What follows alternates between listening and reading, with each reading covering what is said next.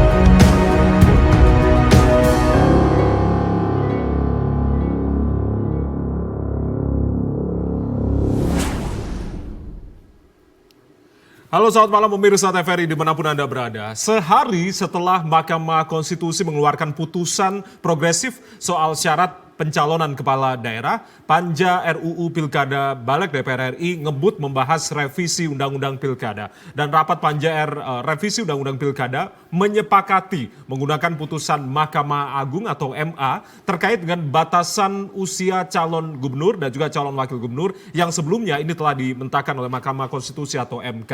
Balik juga menyetujui terkait dengan syarat pencalonan kepala daerah di Pilkada yang tentunya diputus oleh Mahkamah Konstitusi hanya berlaku bagi partai non-parlemen. Namun bagi parpol yang sudah mempunyai kursi di DPRD ini tetap menggunakan aturan ambang batas yang lama. Dan saat ini memang ada dua keputusan yang berbeda terkait dengan pilkada serentak yang akan berlangsung pada November mendatang dari Mahkamah Konstitusi dan juga Balik DPR RI yang kemudian esok hari rencananya memang akan disahkan di paripurna. Apakah revisi dari Undang-Undang Pilkada ini menjadi manuver Balik dalam menghadapi putusan Mahkamah Konstitusi? Kita akan bahas dalam Fokus terkini edisi malam hari ini bersama saya Ardianto Wijaya dengan judul Nasib Putusan Mahkamah Konstitusi.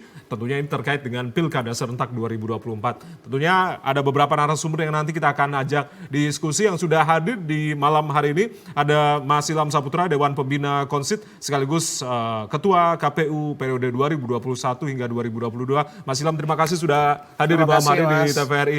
Baik, nanti kita juga akan tersambung dengan sejumlah narasumber lain via daring yang sudah terhubung via daring di malam hari ini. Saya akan sapa politikus PDI Perjuangan. Ada Gus Romli, Guntur Romli. Gus Romli, selamat malam, salam sehat Gus.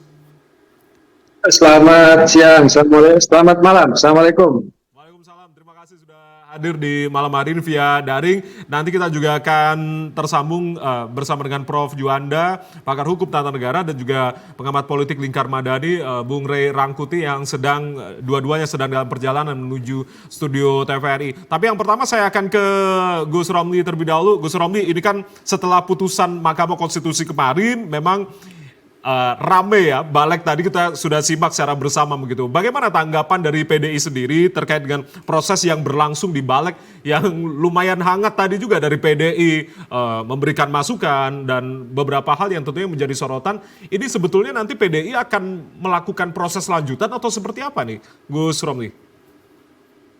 Ya, terima kasih Mas. Pertama kami ingin menegaskan bahwa sudah ada surat dari DPP PDI Perjuangan yang ditandatangani oleh Mas Prananda dan juga Sekjen, Mas Hasto, kepada fraksi PDI Perjuangan di DPR RI yang ada dua. Pertama yaitu untuk mengawal putusan MK, kemudian yang kedua itu menunda pengesahan RUU Polri dan juga RUU TNI. Nah, atas perintah tersebut, maka tadi anggota DPR RI dari fraksi PDI Perjuangan yang ada di Balek memberikan kritik-kritik ya terhadap rapat di Balek, kemudian juga menolak ya keputusan atau persetujuan di Balek yang besok katanya itu akan dibawa ke paripurna untuk mengesahkan. Mengapa kami menolak? Tentu saja karena poin-poin yang disetujui di Balek itu bertentangan dengan keputusan MK. Padahal kita tahu bahwa keputusan MK itu final dan mengikat. Ya. Kemudian juga benar bahwa DPR RI itu memiliki kewenangan untuk membuat undang-undang, tapi kewenangannya itu juga dibatasi, tidak boleh bertentangan dengan putusan MK. Nah, di putusan MK itu juga sudah ditegaskan bahwa kalau ada peraturan yang bertentangan dengan putusan MK, maka bisa disebut dengan aturan yang ilegal. Itu ditegaskan dalam putusan MK. Karena itu kami menganggap bahwa apa yang diputuskan di Balek tadi itu merupakan rancangan undang-undang yang ilegal karena bertentangan dengan putusan MK. Kemudian yang kedua juga kalau kita melihat bahwa pembahasan RUU Pilkada itu sudah dihentikan sejak bulan Oktober tahun 2023. Oleh karena itu dalam 47 undang-undang RUU ya yang masuk dalam prolegnas tahun 2024, 47 RUU, itu tidak ada RUU tentang pilkada. Kok tiba-tiba sekarang secara cepat kilat, secara terburu-buru, secara maraton ya, tiba-tiba Balek membuka ya pembahasan tentang RUU pilkada ya. Kalau alasannya tadi dikatakan bahwa karena ada putusan MK, waktu saat Pilpres pun juga ada putusan MK tapi tidak ada soal otak-atik undang-undang pilkada. Kemudian juga kami melihat bahwa tujuan sebenarnya dari Balek tadi menyetujui rancangan undang-undang merupakan pembegalan terhadap keputusan MK, terhadap konstitusi, terhadap kedaulatan rakyat. Oleh karena itu, PDI Perjuangan sudah menegaskan tadi dan juga akan menulis secara resmi nota penolakan terhadap rancangan undang-undang yang tadi diputuskan di Balek. Dan besok kami saat ini juga sudah melakukan meeting, melakukan rapat untuk menyatakan sikap bahwa terkait langkah-langkah ke depan yang akan kami lakukan. Begitu, Mas. Baik, artinya PDI saat ini sudah membuat nota khusus, nota penolakan yang nanti jika nantinya ini akan dibawa menuju ke paripurna, begitu ya Gus Romli ya?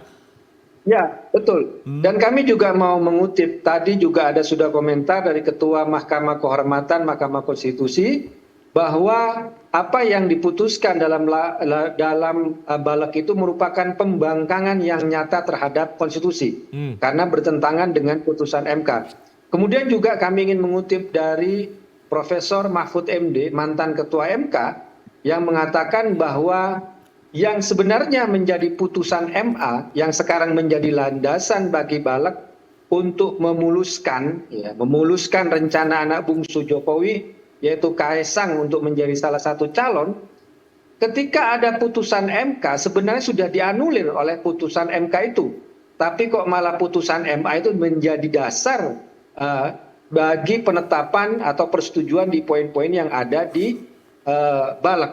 Karena itulah sekali lagi kami ingin menegaskan PDI Perjuangan sampai titik darah penghabisan akan mengawal putusan MK dan kami menolak apa yang menjadi keputusan dalam Balek hari ini. Oke, begitu Mas. Oke, Gus Romli, saya akan minta pendapat Anda terkait apa yang tadi Anda katakan begitu. Tapi ini kan tadi direspon Bang Benika Harman mengatakan bahwasanya putusan MA dan juga putusan MK ini kan memiliki kesetaraan norma sehingga anggota ini berhak untuk mengambil sikap politis begitu. Menurut PDI, apakah ini juga berhak untuk mengambil sikap politis dari para Balek ketika tadi disamakan antara putusan dari MA dan putusan dari MK yang memiliki kesetaraan terkait dengan kesetaraan norma ini?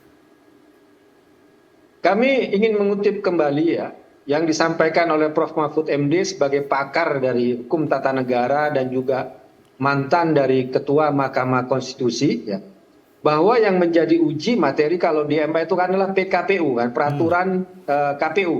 Sementara kalau di MK itu adalah ujinya itu adalah undang-undang yang lebih tinggi ya. Karena itu ya kami menerima pendapat dari Prof. Mahfud MD ketika sudah ada putusan MK, maka aturan-aturan hukum yang ada di bawahnya itu sudah dianulir. Oke. Ya, jadi ini yang kami pegang, begitu Mas. Baik. Sebenarnya kita sudah berusaha untuk mengundang perwakilan dari Koalisi Indonesia Maju Plus ataupun dari Balik ataupun dari pemerintah. Namun sampai dengan malam hari ini tidak berkenan untuk bisa hadir dalam diskusi kita di malam hari ini. Saya akan ke Mas Ilham. Mas Ilham sebagai mantan Ketua KPU periode 2021 hingga 2022 melihat putusan Mahkamah Konstitusi dan juga reaksi di Balik yang sangat luar biasa pada sore hari ini yang rencananya besok akan dibawa ke paripurna. Anda melihatnya seperti apa? Begini, dalam perspektif penyelenggara tentu putusan MK itu harus segera dieksekusi. Final and binding. Final and binding, Ya. karena dia final and binding dan memang KPU harus terikat dengan putusan MK tersebut, ya karena sudah diputuskan oleh Mahkamah Konstitusi. Nah, kedua adalah apa yang diputuskan oleh Mahkamah Konstitusi adalah angin segar bagi demokrasi kita, karena tentu dengan membuat putusan seperti itu bisa menegasikan politik kartel yang selama ini mungkin terjadi, praktek-praktek tersebut terjadi di pada pilkada kita di berbagai daerah. Nah, kemudian juga tentu ini adalah angin segar bagi demokrasi kita, sehingga saya kira apa yang sudah diputuskan oleh Mahkamah Konstitusi itu harus dilaksanakan. Karena final dan binding, seharusnya pemerintah atau DPR tidak membuat semacam presiden buruk gitu terhadap bagaimana kemudian demokrasi ini dijalankan. Dan bagaimana Mahkamah Konstitusi ini adalah lembaga tinggi negara yang kemudian tugas-tugas dia dalam melakukan tugas dia sebagai Mahkamah Konstitusi itu harus dihormati. Tidak lantas kemudian dibuat lagi, dinegasikan, kemudian dibuat lagi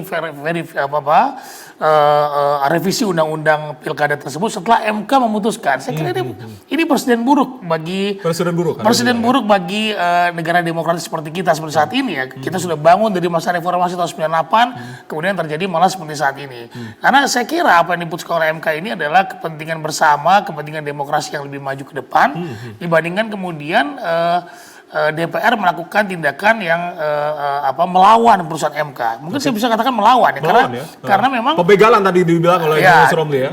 Dibilang oleh Ketua MK Pak Pariguna mengatakan seperti itu. Nah, saya ingin mengatakan bahwa tolong sekali lagi hormati konstitusi kita. Karena apa yang diputuskan oleh Mahkamah Konstitusi, ya itu adalah bagian dari bagaimana kita menghormati konstitusi kita sebagai jalan kita dalam berdemokrasi di negeri ini.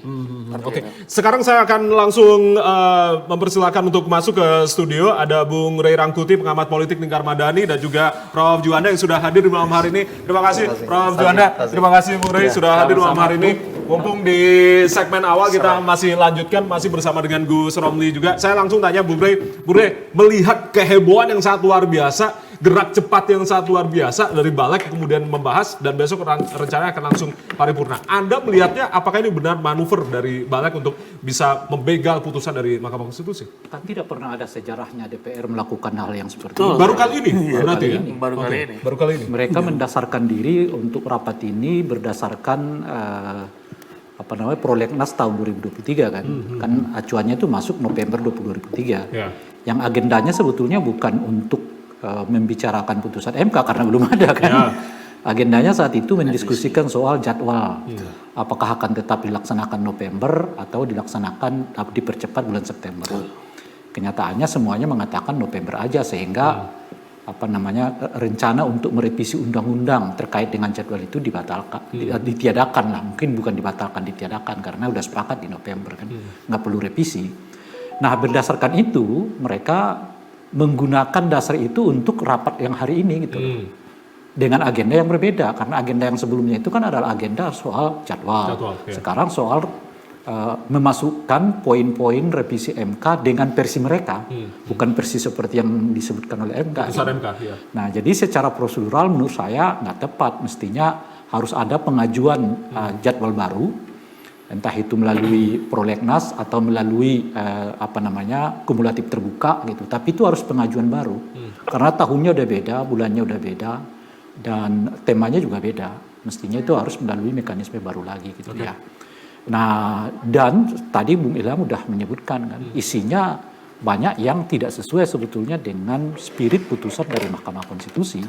Itu misalnya membagi persyaratan antara partai politik parlemen dengan non parlemen kan. Padahal di putusan MK itu dipukul rata. Bahkan bukan saja dipukul rata antara partai non-parlemen dengan parlemen, dipukul rata dengan kandidat independen. Jadi semuanya disesuaikan gitu. Jadi kalau kandidat independen 7,5 misalnya gitu, kalau di Jakarta gitu ya, yang lain juga 7,5. Jadi ini sekarang kita punya 3 aturan tata cara pencalonan untuk pasangan calon pilkada. Satu, partai parlemen dengan 20%. Satu, partai non-parlemen dengan disesuaikan dengan persyaratan independen. Yang ketiga adalah persyaratan independen yang sesuai dengan ketentuan undang-undang yang berlaku dengan menghitung jumlah pemilih itu. Bagaimana mungkin sebuah aturan untuk satu peristiwa yang sama tapi dengan mekanisme yang berbeda? Itu artinya salah satu mengapa MK membatalkan putusan ini, karena menurut mereka tidak boleh ada aturan yang berbeda dalam satu kegiatan yang dilakukan secara bersama. Nah, kalau independen itu 7,5, yang lain juga buat 7,5 gitu, supaya ada kesamaan. Dan kesamaan itu kan secara implisit mengatakan keadilan gitu loh. Nah, prinsip utama dari pelaksanaan pemilu yang demokratik dan termasuk tentu saja dalamnya pilkada adalah menjalankan pemilu itu dengan prinsip-prinsip adil yang kita sebut sebagai jurdil kan, jujur dan adil kan. Bahkan jujur dan adil ini udah kita gaungkan sejak Orde Baru. Pemilihan umum telah memanggil kita itu kan, dan seterusnya itu kan, itu kan ujungnya tetap jujur dan adil gitu. Nah, jujur dan adil itu salah satu harus terimplementasi dalam aturan. Nah, berdasarkan itulah kemudian MK mengatakan ya dipukul rata saja semua gitu. Yaitu 7,5 baik bagi parpol maupun calon independen gitu. Meskipun mekanisme pengambilan dukungan itu beda. Yang satunya itu kan melalui pemilu, yang satunya kan melalui KTP dan seterusnya gitu. Nah, itu yang menurut saya diingkari oleh DPR sekarang. Diingkari bahasanya pakai apa lagi? Dengan membuat 2 model ini dan sekarang menjadi 3 model gitu. Padahal MK ingin membuat keserentakan, mereka membuatnya malah jadi 3 model kan. Model independen, partai non parlemen dan partai yang masuk dalam parlemen gitu. Nah, itu yang substansi ya, tentu masih banyak. Kita kan nanti bicara soal implikasi langsung dari perubahan ini yang nggak bisa dibicarakan hari ini. Itu menurut saya salah satu kekeliruan, sebab begitu Anda ubah ini mesti berubah ke sini. Implikasinya akan dengan panjang, sendirinya gitu ya? akan terjadi panjang secara administratif nanti ya kan, secara turunan peraturan perundang-undangan gitu. Mesti akan terjadi lagi gitu, dan seterusnya itu gitu. Nah, artinya apa? Artinya kalau ini ditetapkan, kita akan menemukan lagi sebuah undang-undang yang compang-camping. Ya kan? Karena ini masuk, buat, lalu masukkan, lalu tidak melihat apa implikasi dari aturan ini. Kalau misalnya aturan ini kita masukkan, lihat nggak pasal yang lain. Jangan-jangan kena nih loh, di pasal yang lain begini gitu. Itu implikasi dari terburu-buru gitu. Apalagi prosedurnya kan, nggak ada namanya rapat dengar pendapat, ya kan, meminta partisipasi masyarakat gitu, yang mestinya itu harus dilakukan sesuai dengan aturan. Meskipun mereka hanya tinggal memasukkan putusan MK ke dalam undang-undang lah ya. Asumsinya kan begitu, kan faktanya enggak. Mereka mendesain ulang putusan MK itu. Kalau mereka mendesain ulang putusan MK itu, ya harus minta pendapat rakyat lagi. Ini KPU enggak diundang ya, Bawaslu enggak diundang gitu. Dan ini nanti nih uniknya nih ya, begitu undang-undang ini ditetapkan besok kan, katanya besok ya kan, akan dilakukan revisi oleh KPU dan KPU akan berkonsultasi lagi ke DPR. Kan unik itu. Ya, baik. Bu Rey, ini kita tanya langsung ke pakar hukum tata negara. Dari sisi pakar hukum tata negara, Prof. Juanda, seperti apa Anda melihatnya? Apa yang terjadi di DPR yang menuai sorotan hingga pada akhirnya besok akan dibawa ke paripurna? Ya, terima kasih. Saya melihatnya ya, anggota yang terhormat ini, anggota dewan yang terhormat ini melakukan manuver-manuver berlindung di bawah kewenangan yang dia miliki, tetapi menabrak ya konstitusi. Jadi jelas manuver ya ini ya? Ya, menabrak konstitusi, menabrak peraturan perundang-undangan, dan menabrak juga tidak konsisten dengan sumpah jabatan. Kenapa demikian? Di dalam sumpah jabatan itu mereka harus patuh dan taat kepada Pancasila, Undang-Undang Dasar 45, dan peraturan perundang-undangan. Mahkamah Konstitusi itu dibentuk oleh konstitusi, dibentuk oleh undang-undang. dan mereka juga yang membentuknya. Ya. Nah, oleh karena itu, saya pikir ini sangat kita sayangkan dalam sebuah negara hukum. Makanya saya tadi berpikir, kebetulan saya sedang menulis sebuah artikel. Apa, Prof? Ya, prinsip negara hukum yang ideal. Oke. Ya, problematik dan solusinya. Ini sudah saya, tapi belum karena ini, tidak karena ini tadi. Tapi akhirnya saya masukkan bahwa fakta-fakta ini bahwa saya sedikit melihat bahwa apa benar negara hukum kita memang negara hukum begitu. Apa benar negara sedang tidak baik-baik saja saat ini? Nah, Gitu. saya bertanya, negara hukum yang ideal itu bagaimana? Diimplementasi atau tidak? Ternyata digerogoti, digerusaki oleh pejabat negara kita sendiri melalui kewenangan yang sah menurut undang-undang, menurut konstitusi. Dan ini kita tidak lagi berharap ini. Padahal kita kemarin ya sudah dan sedang happy ya melihat ini apa yang diputuskan oleh MK itu adalah sebuah harapan yang memang memberikan landasan ya untuk berdemokrasi dalam pemilu kada ini. Ada sebuah Angin segar kalau tadi Mas Ilham katakan. angin segar bisa, Ya. ada sebuah energi, ada pintu membuka kepada hal-hal yang sifatnya tertutup selama ini dibuka oleh MK. Oke. Dan saya senyum ya, dan ini MK yang bagus pikir. Udah lama kita tunggu ini, tetapi ternyata serangan balik dihantam oleh politisi yang ada di Senayan. Ya, kenapa saya katakan serangan balik? Seharusnya kalau memang patuh kepada sumpah jabatan, ya, putusan MK ini adalah sifatnya apa? Final and binding. Ya. Oleh karena itu dia dihormati gitu. Tapi kan DPR punya putusan MA ini sebagai landasannya begitu, Prof. Ya. Tadi saya kutip begitu ya, Benny Kaharman mengatakan bahwasanya putusan MA dan juga putusan MK ini memiliki kesetaraan norma sehingga anggota ini berhak mengambil saya sikap politis mengatakan begitu. tidak setara. Tidak setara. Tidak setara. Walaupun memang ya lembaganya setara. Ya. Tetapi produk hukumnya Tidak setara. tidak setara. Berdasarkan apa? Undang-undang sendiri mengatakan Seharusnya undang-undang dasar yang diuji di MA itu adalah produk hukum yang dibawa undang-undang. Sementara yang diuji di MK itu adalah undang-undang. Berarti MK jauh lebih tinggi ya Artinya untuk produk hukumnya. hukum yang dihasilkan oleh MA itu adalah untuk menguji peraturan di bawah undang-undang toh. Ya. Alat ujinya undang-undang. Tetapi di dalam MK itu alat ujinya konstitusi gitu loh. Jadi jelas produk hukumnya menurut saya walaupun lembaganya adalah setara, tapi produk hukumnya tentu lebih tinggi dan lebih kuat. Kenapa dibilang? Yang ini undang-undang, ibaratnya kita nguji undang-undang toh. Yang ini peraturan KPU yang diuji oleh MA.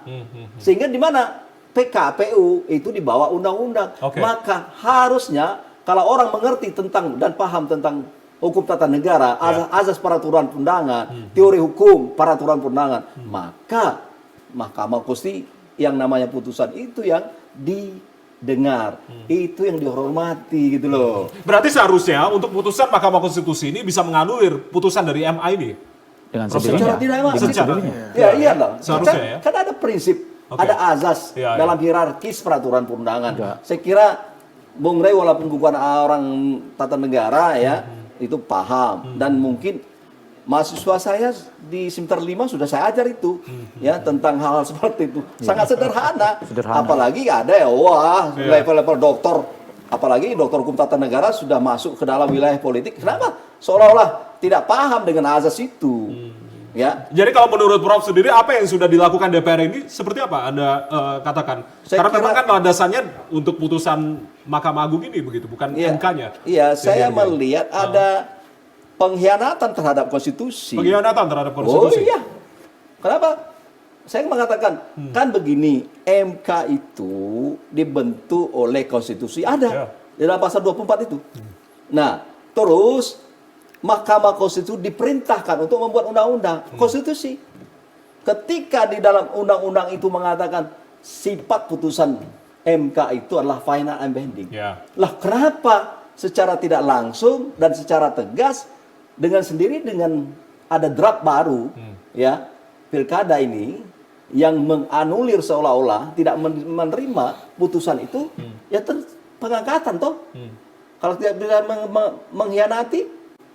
Nah ini jadi problematik dalam hukum kita. Ya. Saya tidak masuk dalam politik, ya nanti Bung Rey dan mungkin Bang Ilham melihat secara jernih ya. Walaupun saya tahu itu, ya saya tidak mau masuk itu. Nah kenapa kita seharusnya kan memberi contoh. DPR kita memberi contoh, oh hormati dong putusan MK yang baru kemarin.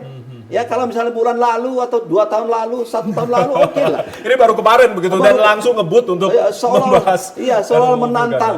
Seolah-olah menantang. Nggak sampai 24 jam loh. Nggak sampai 24 jam. Nggak gitu sampai ya, Bung Rey, 24 jam. Nah itu seolah-olah menantang. Yuk begini, kami lawan. Oke. Seolah-olah begitu kan, tapi faktanya memang begitu. Jadi kita terdiam gitu. Banyak yang bertanya, gimana Prof? Saya bilang, saya merenung, berkontemplasi. Tidak masuk akal. Tidak masuk akal. Iya, banyak yang WA saya.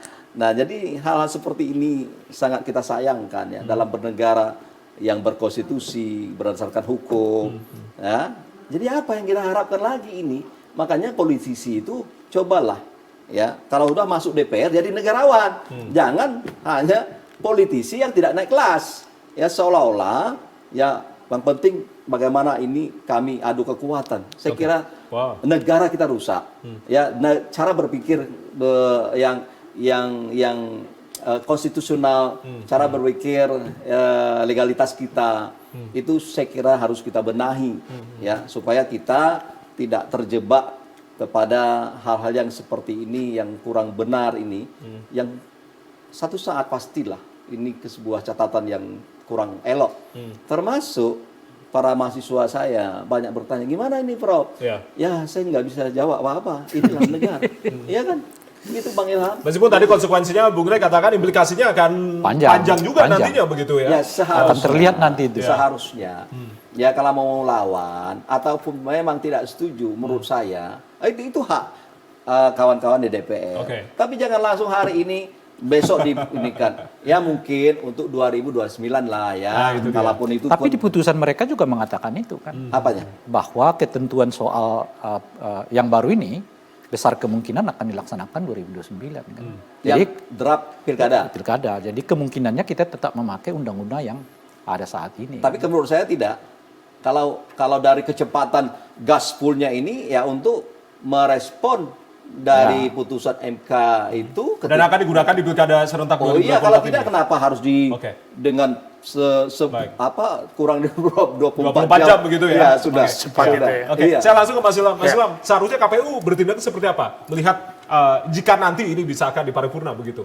Ya sebetulnya KPU tidak perlu menunggu paripurna dan revisi undang-undang pilkada ini karena sudah ada norma dari Mahkamah Konstitusi yang diputuskan saat ini. Karena final dan banding maka KPU karena final dan banding tadi, maka KPU harus mentaati apa yang sudah diputuskan oleh Mahkamah Konstitusi dan segera membuat surat kepada Komisi 2 untuk konsultasi untuk melakukan revisi PKPU yang terkait dengan apa yang sudah diputuskan MK. Persyaratan calon dan beberapa tadi salah satunya adalah usia dan sebagainya.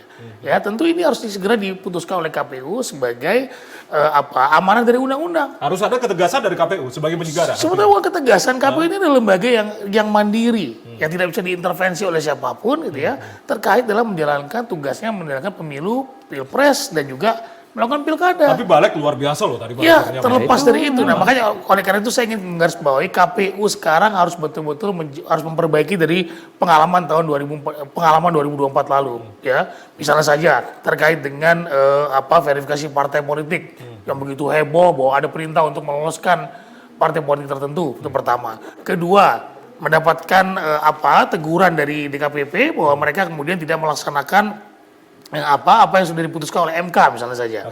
Kemudian MK menganulir putusan atau hasil pemilu di satu dapil karena KPU tidak menjalankan putusan MK terkait dengan keterwakilan perempuan misalnya saja. Nah ini tentu akan berimplikasi jika KPU tidak menjalankan putusan MK, implikasinya akan seperti itu terus. Kemudian nanti ketika diputuskan misalnya berdasarkan undang-undang atau draft undang-undang yang akan diserahkan oleh DPR misalnya, nah itu MK akan memutuskan bahwa jika you tidak melaksanakan apa yang aku laksanakan, maka itu akan kami anulir dan kami putuskan tidak sah pilkadanya, walaupun sudah berlangsung.